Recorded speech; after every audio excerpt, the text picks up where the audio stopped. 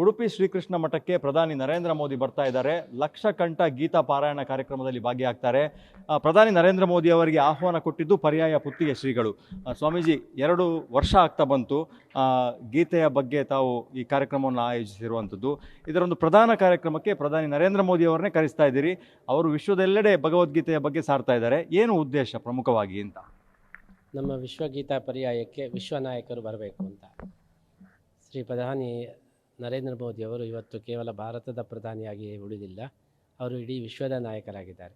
ಹಾಗೆ ನಾವು ವಿಶ್ವ ಗೀತಾ ಪರ್ಯಾಯಕ್ಕೆ ವಿಶ್ವ ನಾಯಕರು ಬರಲಿ ಅಂತ ಹೇಳಿ ಇಚ್ಛೆ ಪಟ್ಟದ್ದಕ್ಕೆ ಅವರು ಬರ್ತಾ ಇದ್ದಾರೆ. ಅದಕ್ಕೋಸ್ಕರ ನಾವು ಸಂತೋಷವನ್ನು ವ್ಯಕ್ತಪಡಿಸ್ತಾ ಇದ್ದೀವಿ. ಪ್ರಮುಖವಾಗಿ ಅವರು ಬರುವಂಥ ಕಾರ್ಯಕ್ರಮ ಸಮಾವೇಶ, ಅದರ ಜೊತೆಗೆ ಸುವರ್ಣ ತೀರ್ಥ ಮಂಟಪ, ನವಗ್ರಹ ಕಿಂಡಿಗೆ ಸ್ವರ್ಣಲೇಪನ, ಕನಕನ ಕಿಂಡಿಗೆ ಸ್ವರ್ಣಲೇಪನ, ಮಧ್ವ ಸರೋವರದ ಭೇಟಿ, ಹೇಗೆ ಏನೆಲ್ಲ ಇರ್ತದೆ ಅಂತ? ಅವರು ಮೊದಲು ಬಂದು ಕನಕದಾಸರಿಗೆ ಪುಷ್ಪವೃಷ್ಟಿ ಮಾಡ್ತಾರೆ. ಆಮೇಲೆ ಕನಕ ಕಿಂಡಿಗೆ ಇಟ್ಟಂತಹ ಕನಕ ಕವಚವನ್ನು ಸಮರ್ಪಣೆ ಮಾಡ್ತಾರೆ. ಕನಕ ಕಿಂಡಿಯಲ್ಲಿ ಶ್ರೀಕೃಷ್ಣನ ದರ್ಶನವನ್ನು ಮಾಡ್ತಾರೆ. ಅಲ್ಲಿಂದ ಅವರು ಸ್ವಾಗತ ಮಹಾದ್ವಾರಕ್ಕೆ ಬಂದು ಅಲ್ಲಿಂದ ಮಧ್ವ ಸರೋವರಕ್ಕೆ ಹೋಗಿ ಪಾದಪ್ರಕ್ಷಾಳನ ಮಾಡಿ ಆಮೇಲೆ ದೇವರ ಒಳಗೆ ಬಂದು ದೇವರ ದರ್ಶನವನ್ನು ಮಾಡಿ ಸುವರ್ಣ ತೀರ್ಥ ಮಂಟಪವನ್ನು ಉದ್ಘಾಟನೆ ಮಾಡ್ತಾರೆ.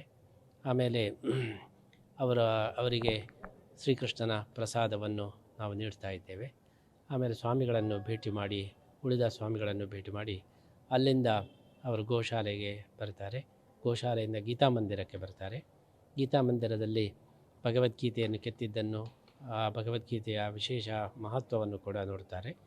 ಆಮೇಲೆ ಅವರು ನಮ್ಮ ಜೊತೆಗೆ ಸಂವಾದವನ್ನು ನಡೆಸಿ ಆಮೇಲೆ ಸಭಾಭವನಕ್ಕೆ ಬರ್ತಾ ಇದ್ದಾರೆ. ಅಲ್ಲಿ ಅಷ್ಟರೊಳಗೆ ಭಗವದ್ಗೀತೆಯ ಪಾರಾಯಣ ಅಂತಿಮ ಹಂತದಲ್ಲಿರ್ತದೆ. ಕೊನೆಯ ಶ್ಲೋಕಗಳನ್ನು 15ನೇ ಅಧ್ಯಾಯವನ್ನು ಕೂಡ ಅವರು ಎಲ್ಲರ ಜೊತೆಗೆ ಪಾರಾಯಣ ಮಾಡಿ ಅದನ್ನು ಕೃಷ್ಣಾರ್ಪಣ ಮಾಡ್ತಾರೆ. ನಮ್ಮ ಸಂಸ್ಥಾನದ ವತಿಯಿಂದ ಅವರಿಗೆ ವಿಶೇಷವಾದ ಒಂದು ಸನ್ಮಾನ ಕಾರ್ಯಕ್ರಮವು ನಡೀತದೆ. ನಮ್ಮ ಅನುಗ್ರಹ ವಚನ ಹಾಗೆ ಅವರ ಒಂದು ಶುಭ ನುಡಿಯೂ ಇದೆ. ಅಲ್ಲಿಗೆ ಕಾರ್ಯಕ್ರಮ ಮುಕ್ತಾಯವಾಗ್ತದೆ. 15ನೇ ಶ್ಲೋಕದ ಬಗ್ಗೆ ಬಹಳಷ್ಟು ಕುತೂಹಲ ಎಲ್ಲರಿಗೂ ಕೂಡ. ಏನಿದೆ ಅಂಥದ್ರಲ್ಲಿ ವಿಶೇಷತೆ? ಆ ಹೊತ್ತಿಗೆ ಪ್ರಧಾನಿಯವರನ್ನು ಕರೆಸಿ ಅವರ ಬಾಯಿಯಿಂದ ಮತ್ತು ಲಕ್ಷ ಕಂಠಗಳಿಂದ ಅದನ್ನು ಹೇಳುವ ಮೂಲಕ ಅದರಲ್ಲಿರೋ ಶಕ್ತಿ ಏನು ಅಂತ ಹೇಳಿ. ಅದು ಭಗವದ್ಗೀತೆಯಲ್ಲಿ 15ನೇ ಅಧ್ಯಾಯ ಅತ್ಯಂತ ಶ್ರೇಷ್ಠವಾದಂಥ ಅಧ್ಯಾಯ ಅಂತ ಹೇಳಿ ಎಲ್ಲರಿಗೂ ಕೂಡ ಪರಿಚಿತವಾಗಿದೆ. ಪುರುಷೋತ್ತಮ ಯೋಗ ಅಂತ ಹೇಳಿ ಇಡೀ ಭಗವದ್ಗೀತೆಯನ್ನು ಪಾರಾಯಣ ಮಾಡುವುದು ಅಸಾಧ್ಯ. ಪ್ರಧಾನಿಯವರಿಗೆ 3.5 ಗಂಟೆ ಬೇಕಾಗ್ತದೆ. ಅದಕ್ಕೆ ಪ್ರಧಾನವಾದಂಥ ಈ ಒಂದು ಪುರುಷೋತ್ತಮ ಯೋಗ ಮತ್ತು ಕೊನೆಯ ಶ್ಲೋಕಗಳು ಇದನ್ನು ಹೇಳಿದಾಗ ಇಡೀ ಭಗವದ್ಗೀತೆಯನ್ನು ಅವರು ಪಾರಾಯಣ ಮಾಡಿದ ಹಾಗೆ ಆಗ್ತದೆ. ಅದಕ್ಕೋಸ್ಕರ ಪುರುಷೋತ್ತಮ ಯೋಗವನ್ನು ನಾವು ಆಯ್ಕೆ ಮಾಡಿದ್ದೇವೆ. ಅದೇನದು ಈ ದೇಶದ ಮಹಾನ್ ನಾಯಕನೇ? ಪುರುಷೋತ್ತಮ ಯೋಗದಲ್ಲಿ ಭಗವಂತನ ಸರ್ವೋತ್ತಮತ್ವದ ಪ್ರತಿಪಾದನೆಯಾಗಿದೆ. ಆದ್ದರಿಂದ ಭಗವಂತನ ಸರ್ವೋತ್ತಮತ್ವವನ್ನು ನಾವು ತಿಳ್ಕೊಳ್ಳತಕ್ಕಂತಹ ಒಂದು ಜ್ಞಾನ ಅದು ಪುರುಷೋತ್ತಮ ಯೋಗದಿಂದ ಬರ್ತದೆ. ಎಲ್ಲ ಆಚಾರ್ಯರು ಕೂಡ 15ನೇ ಅಧ್ಯಾಯವನ್ನು ಬಹಳ ವಿಶೇಷವಾದಂತಹ ಪ್ರಾಶಸ್ತ್ಯ ಕೊಟ್ಟು ವ್ಯಾಖ್ಯಾನ ಮಾಡಿದ್ದಾರೆ. ಅದಕ್ಕೋಸ್ಕರ ನಾವು ಅದನ್ನು ಆಯ್ಕೆ ಮಾಡಿದ್ದೇವೆ. ಪ್ರಧಾನಿ ಮೋದಿಯವರು ಈ ಕಾರ್ಯಕ್ರಮದಲ್ಲಿ ಭಾಗಿಯಾಗುವುದು ಕಳೆದ 22 ತಿಂಗಳಿಂದ ನೀವು ಇದನ್ನೊಂದು ಯಜ್ಞದ ಮಾದರಿಯಲ್ಲಿ ಮಾಡ್ತಾ ಇರುವಂಥದ್ದು.